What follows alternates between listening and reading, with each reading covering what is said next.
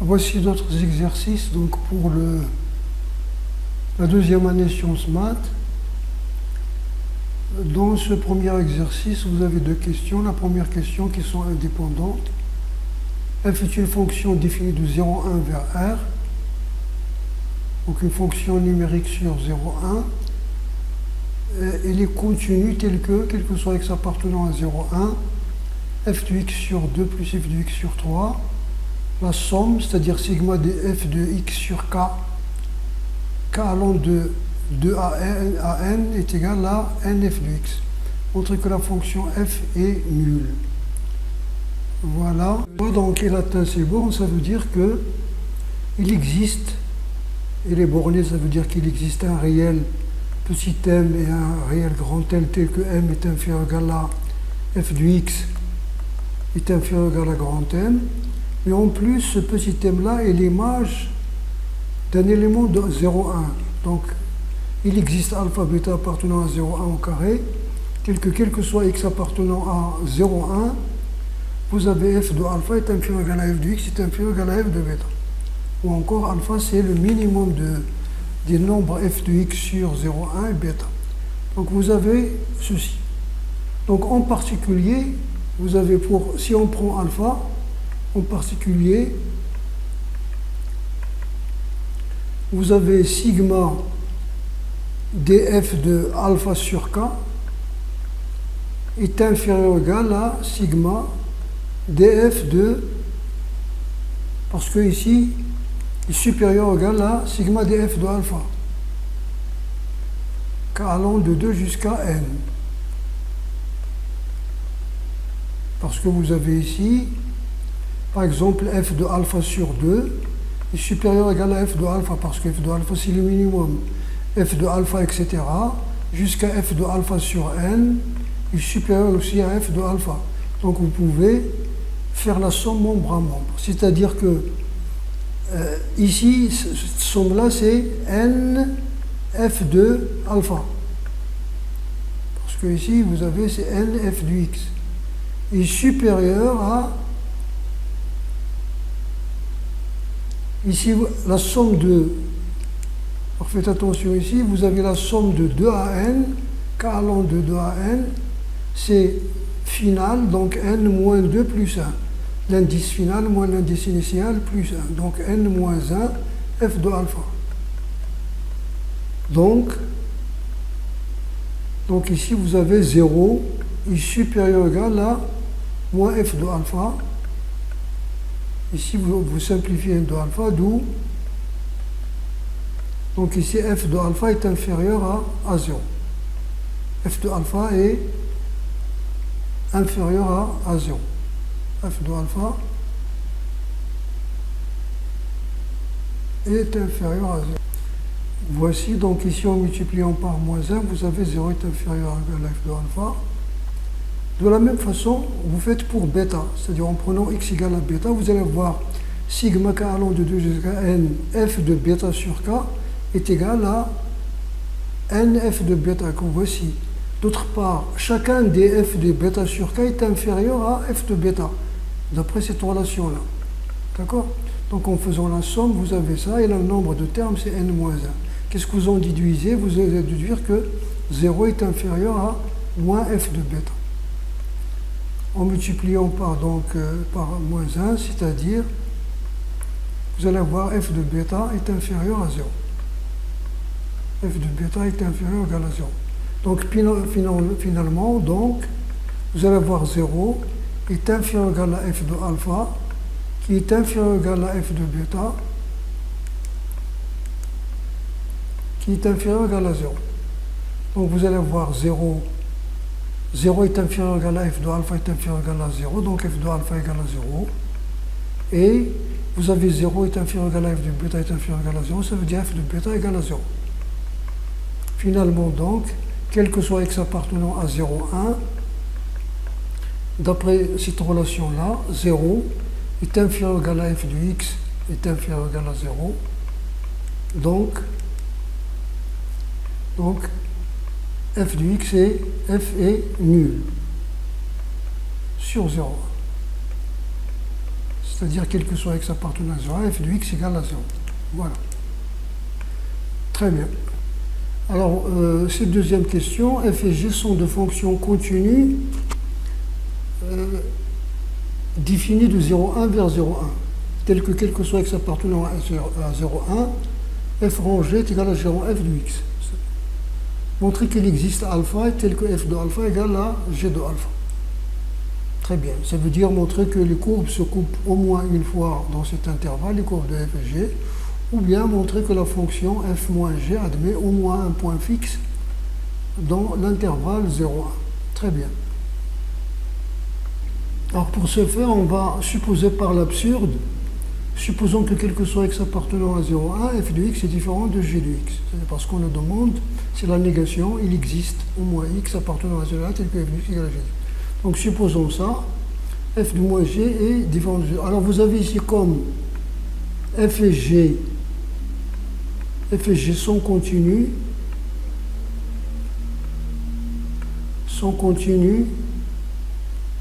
sur 0,1. Alors donc nous avons dit que f moins g est continu sur 0,1 comme somme de deux fonctions continues. Donc, et comme nous avons f moins g est différent de 0, alors il est soit supérieur strictement à 0, soit inférieur strictement à 0. Supérieur strictement à 0, ou, et c'est le ou exclusif, c'est-à-dire l'un ou l'autre, soit l'un, soit l'autre.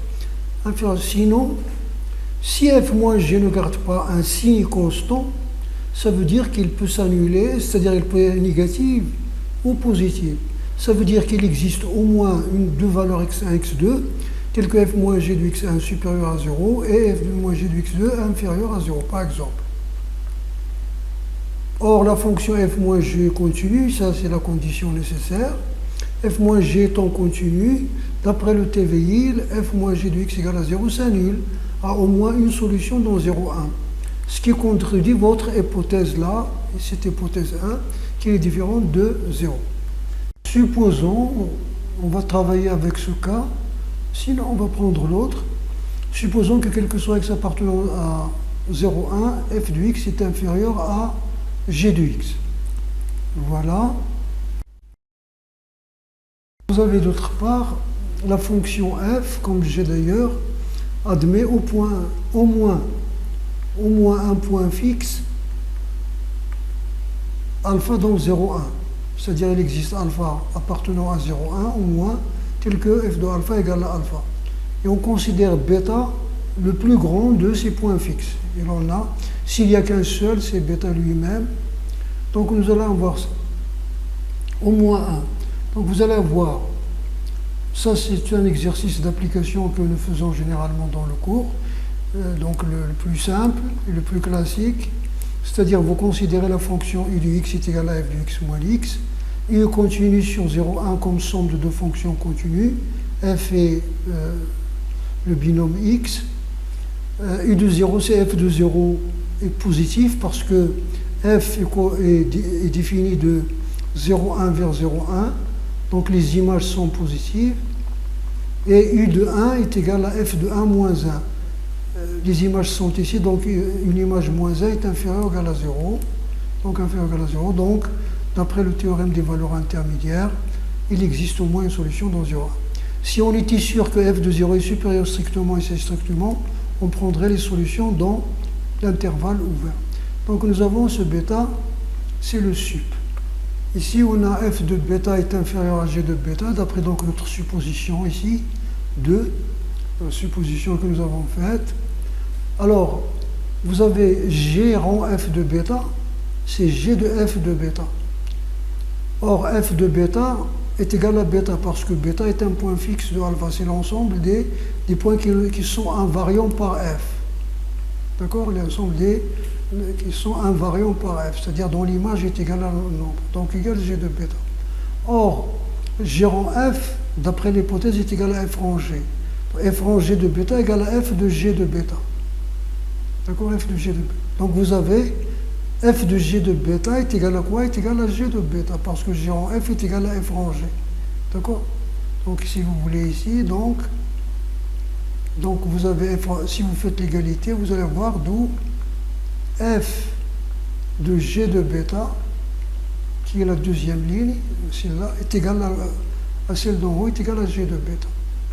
Ça veut dire que g de bêta est solution de f de x égale à x. D'accord? C'est solution de l'équation f de x égale à x. Ça veut dire que g de bêta est un point fixe, c'est un point invariant. D'accord? Est un point invariant. Et d'après cette hypothèse, donc, g de bêta est inférieur ou égal à bêta. Parce que bêta, on est le plus grand. D'accord? Et g de bêta est égal à bêta. Ça veut dire que g de bêta, or, bêta est égal à f de bêta. C'est un point fixe. Donc, ça veut dire que g de bêta est inférieur ou égal à f de bêta, ce qui contredit cette hypothèse-là. Ce qui contredit 2. C'est la négation de 2. Si vous supposez, si vous prenez cette hypothèse-là, g de x est inférieur à e de x au lieu de celle-là, vous faites le même exercice, tout simplement. Vous prenez bêta, c'est le plus grand des alpha tels que g de alpha égale à alpha. C'est-à-dire, vous prenez les points fixes non plus de f, mais ceux de g, vous allez avoir exactement le même calcul et la même contradiction. Bien sûr, la même chose ici, les points variants existent, c'est-à-dire les solutions de l'équation g de x égale à x existent. Il suffit de considérer la fonction v de x est égal à g de x moins x, c'est la même chose. Alors voici une autre approche qui utilise un résultat ou deux, un résultat sur le chapitre suivant. Cette approche-là. Alors toujours supposons que f est supérieur à g strictement sur 0,1 et alpha appartient à 0,1 tel que g de alpha. Nous savons que, d'après ce qui est dit en haut, que g admet des points invariants, des points fixes. Donc g de alpha égale à alpha. Alpha égale à g de alpha, ça veut dire que f de alpha donc, est égal à f de g de alpha. Ces deux nombres sont égaux, leurs images sont égales. C'est égal à f rang g de alpha. Donc f de alpha, f de rang g de alpha, c'est g rang f de alpha. Donc c'est g de f de alpha égale à g de f de alpha. Ça veut dire de alpha, f de alpha est aussi un point fixe pour g. C'est-à-dire il est aussi invariant. Si j'en prends f carré, alors g de f carré de alpha, c'est g de f de alpha. Alors là, vous utilisez une propriété assez... C'est l'associativité de la composition de rang. L'associativité, donc, vous pouvez changer la place des parenthèses. Donc, g rang f de alpha. Or, g rang f, c'est f rang g de f de alpha. Et f rang g de f de alpha, c'est f de g de alpha. Vous rechangez les parenthèses une deuxième fois. Et g de f de alpha, comme nous avons vu ici, c'est f de alpha. Donc c'est f de alpha, c'est f carré de alpha. Prenez le temps de lire ça, peut-être que, et en même temps, d'initier des erreurs s'il y en a. Alors, d'où f carré de alpha est invariant par g aussi. Alors, vous avez f carré de alpha, c'est f de alpha. Il est supérieur à g de f de alpha, parce que vous avez supposé que f est supérieur strictement à g, donc vous l'appliquez pour f de alpha. Ça, c'est vrai pour tous les nombres. Pour tous les éléments sur 0,1, f de alpha appartient à 0,1. Donc f de alpha est supérieur à g de f de alpha. Or f de alpha donc est supérieur à f de alpha parce que f de alpha est un point fixe. On vient de le démontrer que g de f de alpha est un point fixe de g. Ça veut dire que f carré de alpha est supérieur à f de alpha. La même chose, vous avez f de alpha est supérieur à g de alpha. Or g de alpha c'est alpha. Donc f de alpha est supérieur à alpha. Donc, votre suite ici est croissante. Vous essayez de montrer ça par récurrence. Ou si nous avons f à la puissance n de alpha est invariant. La même chose. Il suffit de montrer par récurrence. Nous avons montré à l'ordre 2. Vous supposez à l'ordre n et vous montrez à l'ordre n plus 1 par g. Très bien. Alors vous avez ici la suite, cette suite-là, n supérieur ou égal à 1, est une suite qui est croissante et qui est majorée par 1, parce que tous les f de n sont dans 0,1. Donc c'est une suite qui est majorée par 1, c'est-à-dire tous les termes de la suite sont inférieurs à 1. Voici maintenant les parties que nous connaissons, qu'on va faire dans pas le chapitre suivant, le troisième chapitre, c'est-à-dire après la dérivabilité, ça. Ce théorème-là, si une suite est croissante et majorée, alors il admet une limite. Donc il existe L appartenant à R, c'est pour cela que nous avons ça comme remarque, telle que limite de f de n de cette suite est égale à L. Et ça, c'est un théorème que nous avons dans ce chapitre. c'est la limite de la composée d'une fonction continue et d'une fonction admet une limite. Ça veut dire que si f est continu et si h admet une limite, f rend h admet une limite. Qui est quoi? Qui est f de L. C'est-à-dire si il tend vers L et si f est continu en L, alors ça c'est le théorème. Vous allez le faire dans ce chapitre-là. Voilà. Fn de alpha, attention. Ici c'est alpha. Très bien, est égal à G de L. Donc vous avez ici, donc G de f de n est égal à f de n, et voilà. D'où G de L égale à L. Or G de L c'est f de L. Qu'est-ce que vous allez avoir donc? Vous allez avoir, or nous savons que G de L, f de L est supérieur à G de L. Donc vous avez L est supérieur strictement à L. Voici la contradiction, c'est L supérieur strictement à L, ce qui est contradictoire.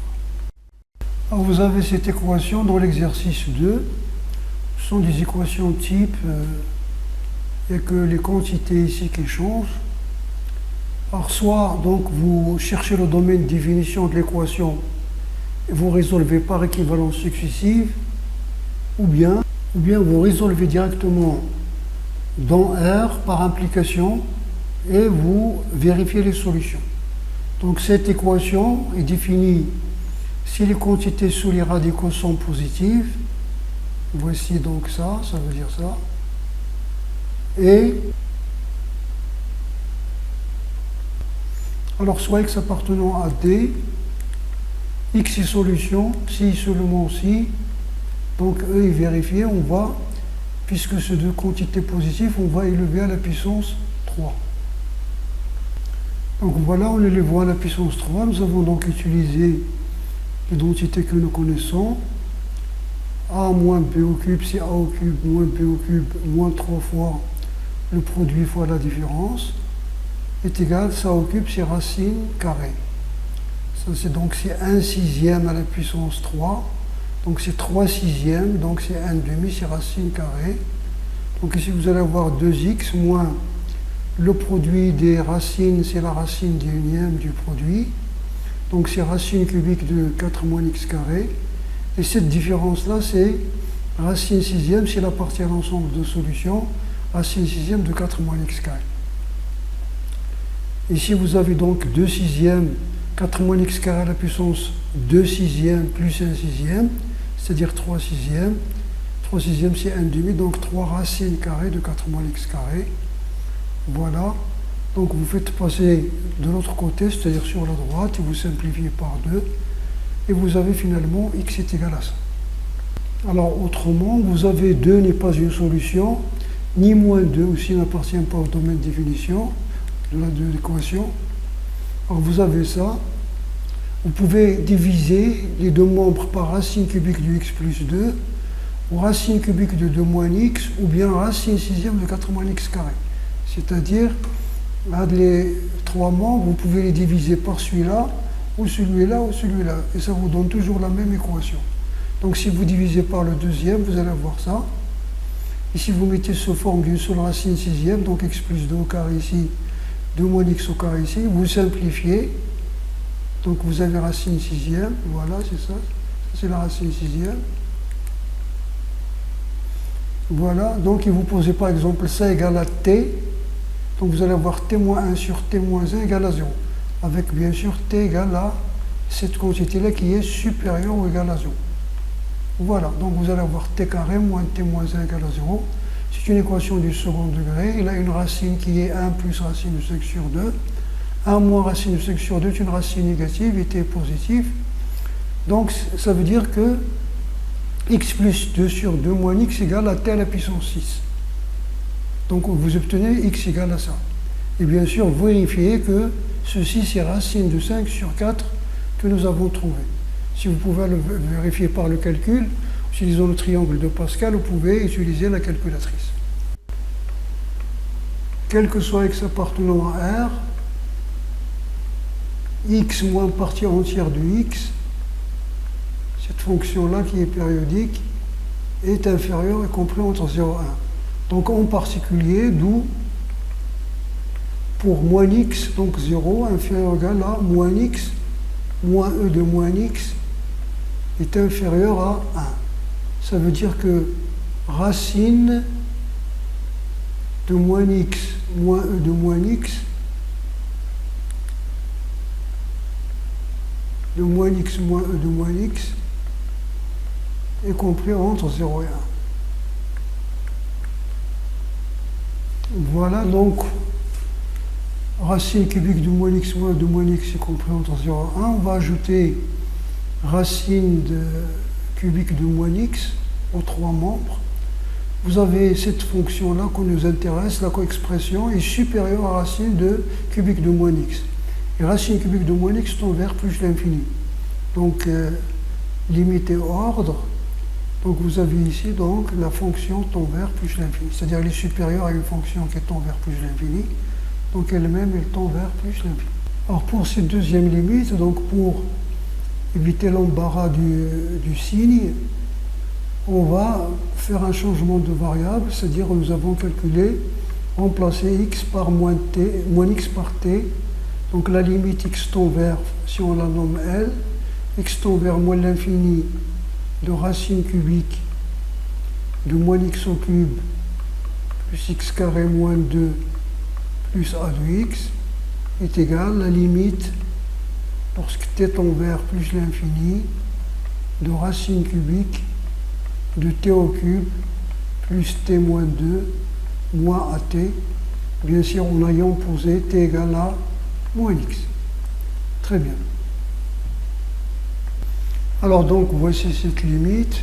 Donc ici en factorisant par t au cube, là, donc vous allez voir t racine cubique de 1 plus 1 sur t carré moins 2 sur t au cube moins at. Vous mettez t en facteur et vous avez ça. Et donc la limite de la quantité entre parenthèses est égale à 1 moins a. C'est ce qui va vous guider sur la discussion. Or si 1 moins a est différent de 0, c'est-à-dire a différent de 1, alors L égale, la limite est égale à quoi? Donc ici vous avez plus l'infini donc est égal à L égale plus l'infini si a est inférieur à 1, c'est-à-dire cette quantité est positive, moins l'infini si a est supérieur à 1. Donc votre limite est égale à ça. Donc parce que c'est plus l'infini multiplié par le signe de ce nombre-là. Très bien. Maintenant si a égale à 1, vous revenez donc dans votre cas et vous remplacez. Vous avez une forme indéterminée, 0 fois l'infini, donc vous allez faire une partie conjuguée. Alors dans ce cas, donc vous avez ça, vous remplacez a par 1, donc c'est une forme indéterminée, donc vous multipliez par la partie conjuguée. Donc cube moins cube, c'est t au cube plus t carré moins 2 moins t au cube, donc il vous reste t carré moins 2. La partie conjuguée, c'est carré plus produit, donc carré plus produit plus carré. Vous mettez t carré en facteur ici. Si vous mettez un t en facteur avec ce t là, c'est t carré plus 1. Donc finalement, vous simplifiez par t carré. Et la limite, c'est 1 sur racine de 1, racine cubique de 1, plus racine cubique de 1 plus 1, c'est-à-dire 1 tiers. Très bien. Ici, vous avez la limite lorsqu'x tend vers 2, de racine quatrième de x moins 1, moins racine cubique de 3 moins x, racine cubique de x moins 1, moins racine carrée de x moins 1. Ici, vous n'avez pas de partie conjuguée parce que les ordres des racines énièmes sont différents. Racine quatrième, racine troisième, racine troisième. Bon, donc soit vous ajoutez, vous retranchez des nombres et vous faites plusieurs parties conjuguées, c'est-à-dire ici, vous faites moins 1, c'est-à-dire on peut faire comme ça, c'est-à-dire on ajoute et on retranche 1, moins 1, moins 1. Ici, vous faites la partie conjuguée. Voilà, ici la partie conjuguée, ici la partie conjuguée. Et la partie conjuguée de la racine quatrième, c'est racine. Et c'est donc, en tenant compte que la racine cubique, la partie conjuguée de la racine quatrième de A moins racine quatrième de B, avec le son du nombre positif, sa partie conjuguée, la partie conjuguée, c'est racine quatrième de A plus racine quatrième de B multiplié par racine carrée de A moins racine carrée de b, plus racine carrée de b. Parce que si vous multipliez ces deux-là, vous allez avoir racine carrée moins racine carrée.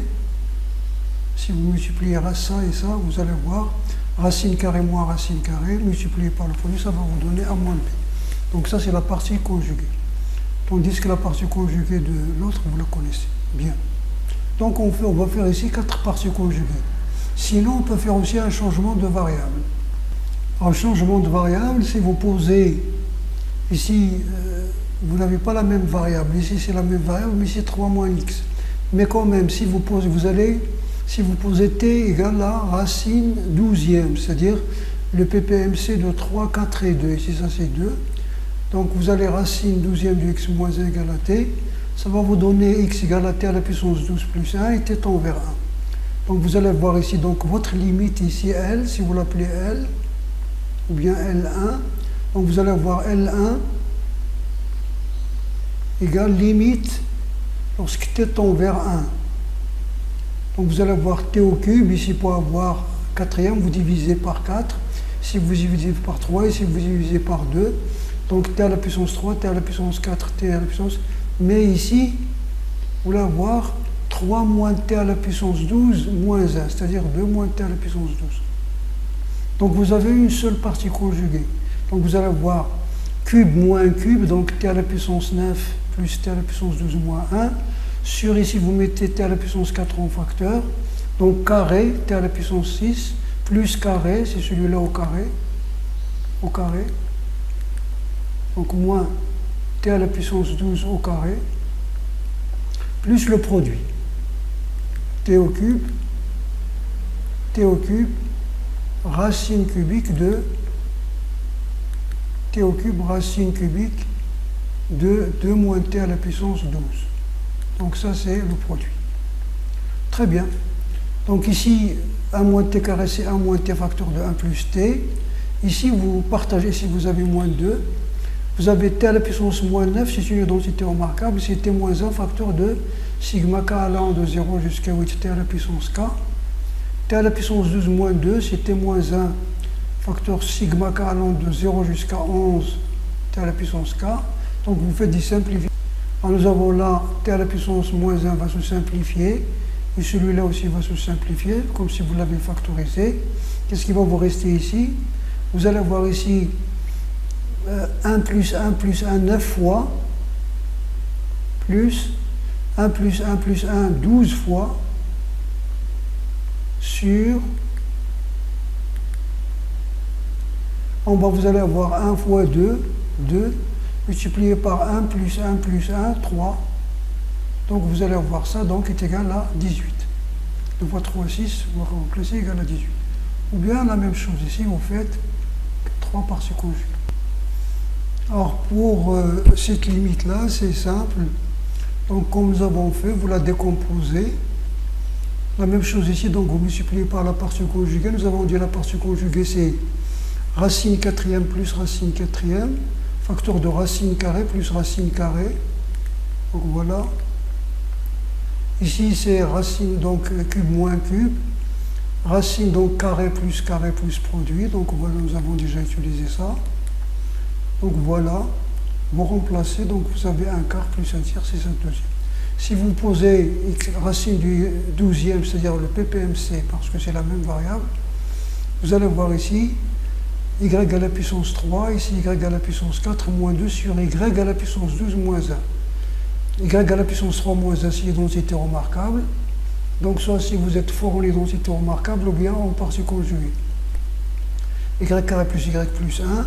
Y carré, y4 moins 1, c'est y moins 1 facteur de y carré moins 1 facteur de y carré plus 1, voici y carré plus 1. Y carré moins 1, c'est y moins 1 facteur de y plus 1. Vous simplifiez le y moins 1, vous avez ici ça, donc c'est 3 plus 4 sur, ici vous avez 12 termes égaux à 1, c'est 12, c'est le deuxième. Nous avons utilisé plusieurs fois cette identité qui est a à la puissance n moins b à la puissance n, c'est sigma.